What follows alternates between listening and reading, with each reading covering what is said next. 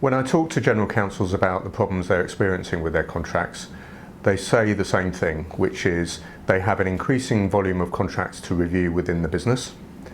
They have limited capacity internally, whether that's within the legal team or within the commercial team, and those teams are under increasing pressure to deliver greater strategic value. They're also saying that they don't want to externalise an increasing volume of contract work to their law firms. They know that technology can help, but they don't know which technology to choose. The legal tech market is increasingly crowded. There are new entrants the whole time. And many of these providers provide point solutions, so they're very good at solving a particular need, but most clients have multiple needs, and where you need to implement different solutions to solve that wider problem. And their challenge is they don't know where to look. I think it's fair to say that some legal departments are overwhelmed by the requirements of the business at the moment, and they're finding that they're just reacting to things which are coming across their desk rather than going proactively out to the business and adding value through risk mitigation and other things that they'd like to be doing. There's also a real push for budgets of in-house departments to be reduced or at least kept the same, and that's leading to some legal work which should be at least touch the legal department being handled by the business. To identify the best solutions for your business, I recommend that you start with your needs, so clearly identifying what your requirements are. Secondly, I would recommend don't solve your biggest problem first. Try to start small and learn as you go. And thirdly, to evaluate the market, so try to identify the best solution for that particular need. Well, they should start with their pain. They should clearly understand what problem they're trying to solve. What that will help them do is to separate the noise from what they really need to focus on. So I would work really, really hard, like any good procurement organization would, to identify what problem we're trying to solve here. We're seeing paralysis by choice in the marketplace. There's just too much choice out there, and lots of in-house departments end up doing nothing.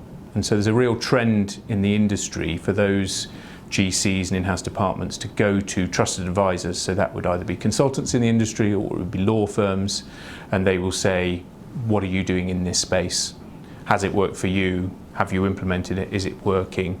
And then to adopt those technologies. And so we're really finding that GCs go to law firms in particular and say, which technologies and can you help us? I think law firms are really good in the fact they can understand their clients really well, they can understand their business really well, and they can bring curated solutions to those challenges that they face. And we can test and fail and understand what those options are in the market. It's an incredibly complicated legal technology market, very confused, so we can find the best of breed solutions and bring those to meet the client's needs. Well, law firms of the future are going to be software and services organizations. Today, they are full service all the time. That's what they've been for hundreds of years. But just now, with the help of artificial intelligence, they have access to technology that will finally allow them to do things that they've always wanted to do. And so in the future, they're going to have software that does not, and the future is now, they're going to have software that allows them to do things that were never possible. And the entrepreneurs out there in the legal profession, and there are many, are going to invent way cool products that none of us can understand right now, once they get a handle on what the capabilities of artificial intelligence can do for them. And so what that means for the client is, now it's not just a trusted advisor for you. A law firm can be way more than the trusted advisor when you get in trouble for big stuff and big sticky wicket and strategic things, which is what law firms are good at today. But now a lawyer and a law firm can fit into the daily rhythm of business in a way they just can't before. And I think there are no other institutions that know as much about the client base as the law firm does. When you unlock that value that lies between the brains of our attorneys with technology, now people are just going to come running to them faster.